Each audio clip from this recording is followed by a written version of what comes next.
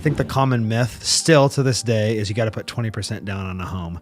And for most people, and that includes me, by the way, I can't put 20% down on a $700,000 home right now. I mean, I think we're over that actually in Snohomish County, the average home price. But there's so many different ways to go about things. And I think this is the opportunity for people to actually do more creative things, off-market deals, stuff that's been sitting for a long time because of unaffordability. It's teaching about that and that stuff where I feel like I have a competitive advantage because I know how to write up deals. I know how to do lease options. I know how to do these terms. Off-market home would be something that's not listed on the MLS, the multiple listing service. Anyone that sees a home on Zillow, Redfin, which unfortunately are the things that people get their guesstimates, not their estimates on, that's all being fed through the MLS, which realtors have access to. Off-market deals would be something that's not listed yet on the market for someone to purchase. It'd be writing a letter or talking to the owner or whatever and going, hey, if you were to ever sell this property in X city, let's call it Marysville since that's where we're here, will you please let me know because I have a client that wants to buy your home, specifically blah, blah, blah, blah, blah. Lots of wholesalers do this to make quick money. For me, the purposeful thing is, okay, if there's a neighborhood specifically that you want to live in,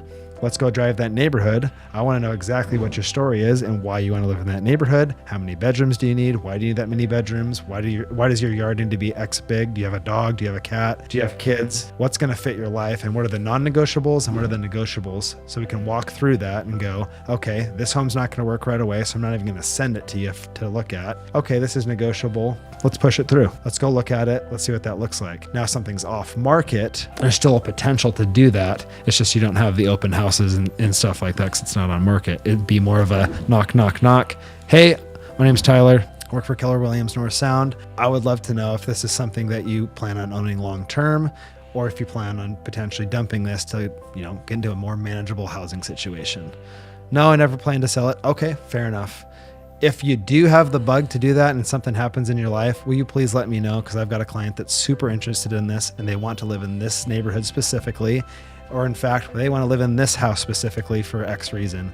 What's the benefit of getting an off-market house for that person that's thinking about home ownership? I think one of the biggest positives is you don't have the bidding wars, which a lot of people got into in 2020, and I don't know if they've really gotten the full gain from that. They got into a house, which is important, of course, but if you paid 100, 150, 200,000 over that, now you have no equity really in the house unless the market followed that. So you're chasing your equity first and foremost. So likely you would walk into equity on the home. This is for another date to talk about what you could do with that, but at least now you have something to rely on. You can use your house as collateral potentially if you were to get into a bad situation, but at least you now have a house instead of, well, I rent and I don't have anything. I'm just paying a landlord. Also with off-market deals too, the homeowner could actually carry the note. You don't even have to finance through a bank, which would allow you to qualify for this home and not have to have the pressures of that and have the payments go to them. There's different ways to structure that, but these are all things you can do for home ownership, especially if things are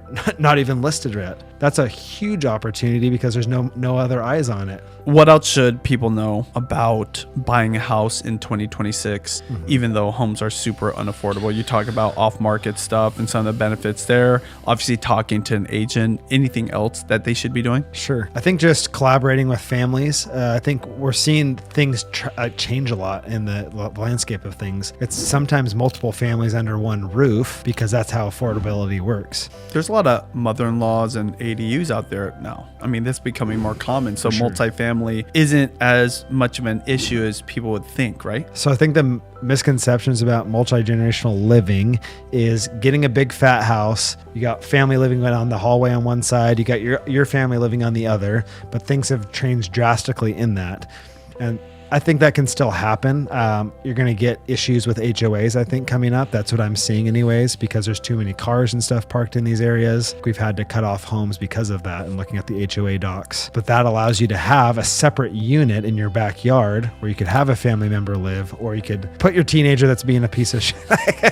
So basically, could the house fit in the back? It's like a traditional mother-in-law, but detached now, right? And dadu is just the official city permitting term. Right. So that's a solution. I think the one negative to that, however, is just the look of the landscape, what that's going to look like, because it allows people to actually have housing. One of the biggest things right now is there's new ships in the naval fleets that have come through. There's lots of people that have moved to the area, and there's lack of housing. So those units need to be built in order to house these people. There's not going to be enough for anybody at all. Finding those things is the next thing, though. That's the important thing to accomplish housing for individuals. You have to be creative. People want to sit behind their phones, and I'm willing to do that to a certain extent because that's the marketing side of things. The more important thing is to ensure that you have someone that's door knocking on your behalf and going out there and having the hard conversations with people. And so if you're looking for someone to do something like that, I'm the one to call about that at 425-750-5084, because I will literally go find those properties for you, knock on the door, have the conversations, tee it up. It's just like baseball. It's just taking another swing, taking another swing, taking another swing. You're never going to be able to hit a home run if you don't take a swing first. So if someone goes and knocks on the door and at least gives you an at bat there, then who's going to put you in a better position, myself or a different agent?